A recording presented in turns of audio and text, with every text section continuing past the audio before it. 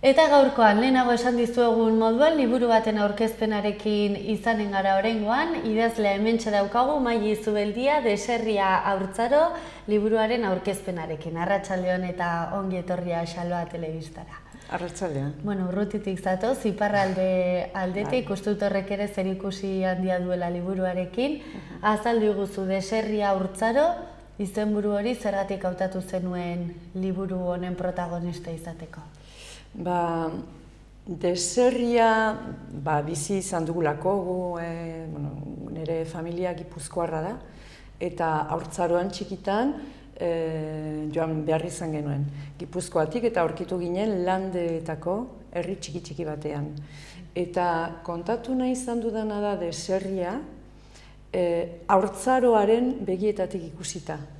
Oda, helduen ikuspegitik eta jadanik asko landua izan den gaia da, baina behar bada haurraren begietatik ikusita gutxiago.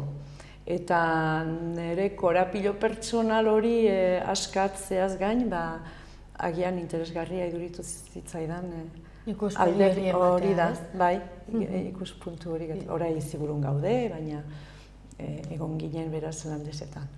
Zer ikasi duzu liburu hau eginez? Liburu hau eginez, batetik ikasi dut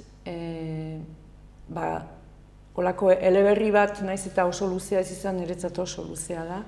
Ni berez kantu formatuan eta mugitzen bai naiz eta horre lasaiago ibiltzen bai naiz formatu laburrean, beraz batetik ikasi dut, bukatzeko gai nintzela, ikasi dut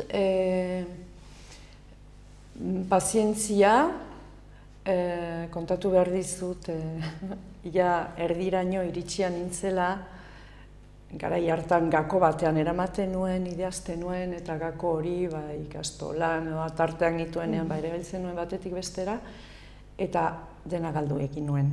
Gako aurtu egin zitzaidan behin, izorratu zitzaidan ordenagailuan, eta galdu nuen. Eta niretzat izan zen ikaragarria.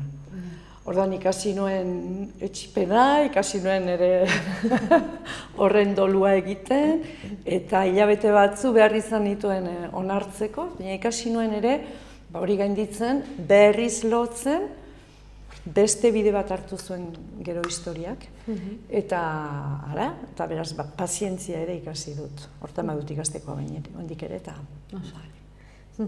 Deserriaren ardatza Frantziako bidaiarekin lotuta dago, ez? Hori da ardatza? Bai, bidaia ez da, beste, gehiago da aur hori nola aurkitu den egun batetik bestera, naiz eta ze izango dira, gu Irunen bizi ginen garai hartan, Irundik herri txiki hartara izango dira egun bat kilometro.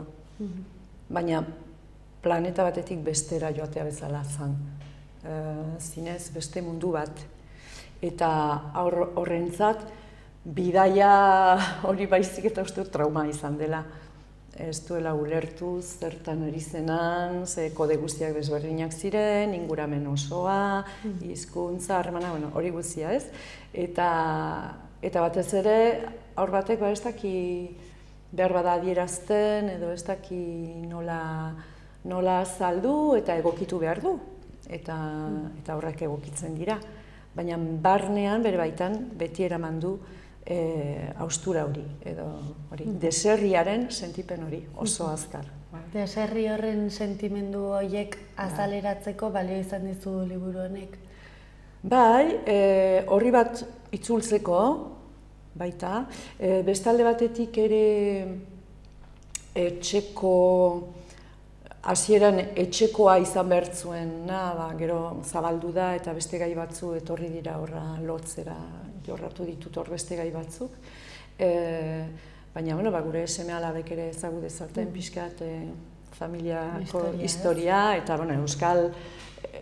euskal familia batena, zabalduta ere, etorkin gisa nola bizi izan ziren, euskaldun horiek, nola mugitu ziren Frantzian. Osongi, nor da liburu honetako protagonista? Aipatu diguzu haur baten ikuspegitik egindako historia dela? Ana du izena, protagonista hori, horrek. neskatxa bat da, 6 urteko aurra da. Eta orduan horrek eramango du aria, istorio guztian zehar bilatuko da. Zer nolako testu ingurua du liburu honek, nun kokatzen da? Orduan, testu ingurua hasten da denbora aldetik 1977an hasten da, eta bururatzen da gaur egun. Orduan, Franco garaian islatzen da, ze familia hura hola moldeatu izan baitzen, Francoren garaian hasitakoa eta testu inguru horretan. Eta gero salto handi bat egiten da, momentu batean beste historia batekin topo egiten baitu haur horrek eta familia horrek, eta hor da Espainian garai hartan hasi eta 1980 urteak bitartean gertatu zen haur lapurtuen gaia. Orduan hor bi historiek bat egiten dute eta bururatzen da, beraz, 2012an edo. Gutxi gorabehera, noiz hasi zinen liburu hau idazten, zenbat denbora eman duzu? Hori, lehen esaten izun bezala, bi partetan izan zen, bi zatitan, eta nahiko momentu lapurtuetan ibiltzen nintzen, lanetik kanpo, momentuak, inspirazioa duzunean, besterik gainera emazteok mila gauza ditugu egiteko hortik kanpo, eta orduan denbora anintza hartu dit, urteak. Horregatik, bukatu izana, niretzat izan zen, garaipen ikaragarria. Nire 4.000koa dela esaten duen.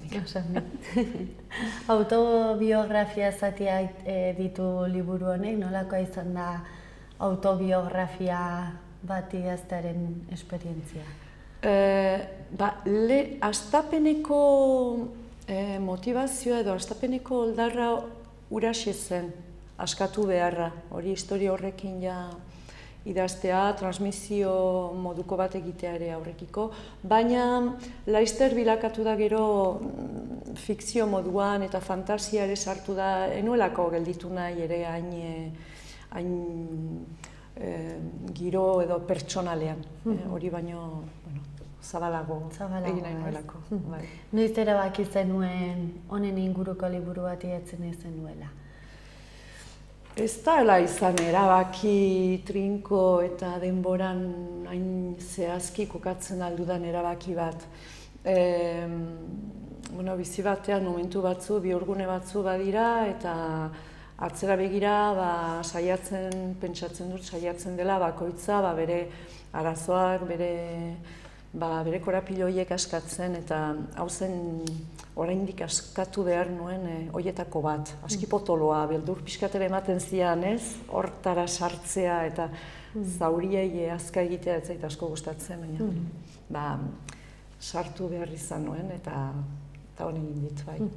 Zer nolako estiloa erabili duzu, zu izatez irakaslea zara, zuretzako esperientzia berri bat izan da liburu bat idaztearena, ez? Nola bilakaera izan duzu? Estiloa oso zuzena, oso logikoa, hau da, nire helburua zen, gero, irakurleak esango du, lortu den ala ez, nire helburua zen irakurleak sentidezan norbaitek belarrira xuxurrelaka kontatuko balio bezalako zerbait. Oso estilo zuzena eta sinplea da. Irakurre erresa da, ez da inongo zailtasunik. Ezaugarri dagokionez hori nahiko liburu laburra da, naiz eta esperientza askorik ez duen pertsona batentzat horri alde idaztearena lan mardula da, ez? Niretzat handia da, bai, kantuen formatua oso erresago zait, nahiko sintetikoa naiz, eta orduan hor garatu behar izan dut, eta baina esperientzia. Polita. Bai. Zein da liburu honen bidez helarazi nahi dioguzun mezu garrantzitsuena, esanguratsuena? Begira, nien naiz inor mezuak hola bialtzeko edo, ez da bat ere hori helburua. Helburua liteke emozionalki hunkitzea, hori da.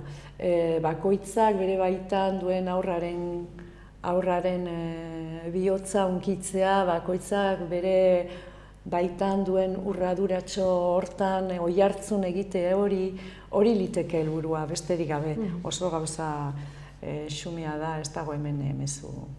Gero bakoitzak hartuko du bere mezu. Zu bezalako esperientzia berdina bizi izan duen jendearekin egoteko aukera izan duzu, harremanetan? Ez esperientzia berdina, baina bai, beraz, gurutzatu direnean bi mundu horiek, hau da, gure mundua eta hor lapurtuen historia, ohartu naiz, idazten ari nintzela, ohartu nintzen trafiko horren historia horretan, Espainian barna bat zegoela, baina adar bat bazuela Landesetaraino trafiko horrek. Eta justu momentu hartan, gure etxean nire aizpa gaztena han jaio zen. Eta orduan pentsatu nuen guri gertatzen alzitzaigun alako drama ikaragarria, zorionez ez. Baina orduan eta egon nintzen mezu bitartez olako aurre galduen, lapurtuen historiaren inguruan zegoen pertsona batekin. Duela gutxi argitaratu duzu liburua, dendetan dagoeneko erosteko aukera? Bai, duela astebete dago plazaratua, eta iparraldean aterako da asteburu honetan, hau da 6 eta 17ko asteburu horretan, igandez eta astelenez, saran egiten den idazleen biltzarrean. Hor zabalduko da, eta orduan ikusiko. Berezia, ez? Bai. Liburu aurkezteko. Bai, hori ere, bitxi ez. Ordu arte bezero bezala joten zaren lekura, hor gero, zure maitxoa, hori da zure maitxoa izango duzu, eta ikusiko dugu. Oso, zen olako harrera izan du ingurukoek pentsatzen dut izan ez zutela denbora irakurtzeko, zer esan dizute? Bai, aurretik ere, nuen ere irakurle klub txikia hola, inguruko irakurtzale batzuk, eta